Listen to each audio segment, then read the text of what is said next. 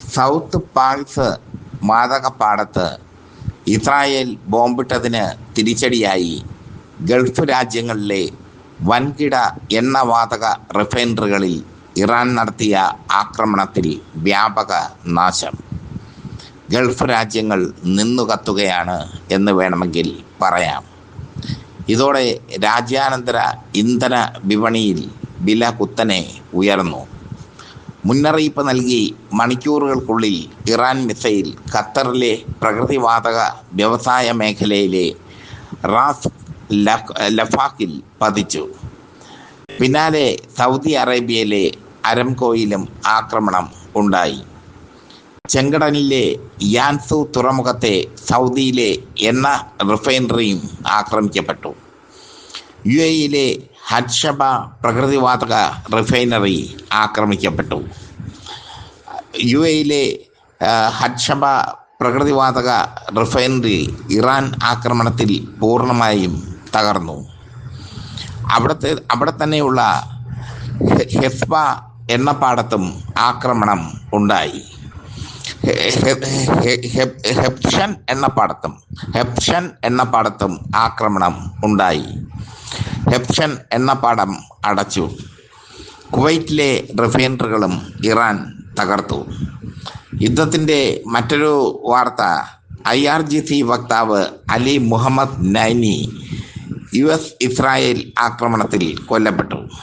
ഇന്ന് പുലർച്ചെയുണ്ടായ ആക്രമണത്തിലാണ് IRGC വക്താവ് അലി മുഹമ്മദ് നൈനി കൊല്ലപ്പെട്ടത്. നൈനിയുടെ വധത്തിന് പ്രതികാരം ഉടൻ ഉണ്ടാകുമെന്ന് ഇറാൻ അറിയിച്ചു. കൊണ്ടും കൊടുത്തും ഇറാനും US-ഉം ഇസ്രായേലും പശ്ചിമേഷ്യയെ സംഘർഷഭരിതമാക്കിയിരിക്കുന്നു ഇറാനും ഇസ്രായേലും എന്ന് വേണമെങ്കിൽ പറയാം. ഇറാൻ ഇസ്രായേൽ US യുദ്ധം ഇരു കൂട്ടരും അണുകിട്ട വിട്ടുകൊടുക്കുന്നില്ല. ഇസ്രായേലിലേക്ക് ശക്തമായ ആക്രമണമാണ് ഇറാൻ നടത്തിയത്. ഇറാൻ്റെ ആക്രമണത്തിൽ ഇസ്രായേലിൽ നിരവധി പേർ കൊല്ലപ്പെട്ടു എന്നാണ് റിപ്പോർട്ട്. അലി ലാറി ജാനിയുടെ വധത്തിന് തിരിച്ചടിയായാണ് ഇസ്രായേലിലേക്ക് ഇറാൻ ആക്രമണം നടത്തിയത്.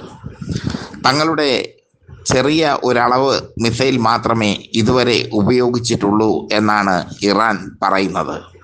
അതിനർത്ഥം വലിയൊരളവ് മിസൈൽ ഇപ്പോഴും അവരുടെ കൈവശം ഉണ്ടെന്നാണ്.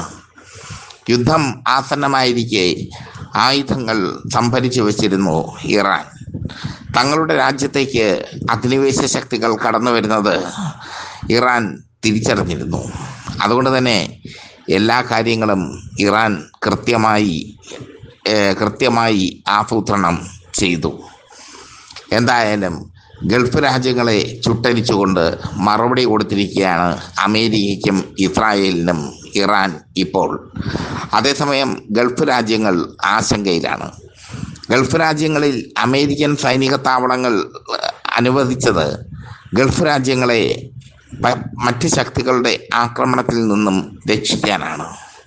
പക്ഷേ അത് വെറുതെയായി മാറി.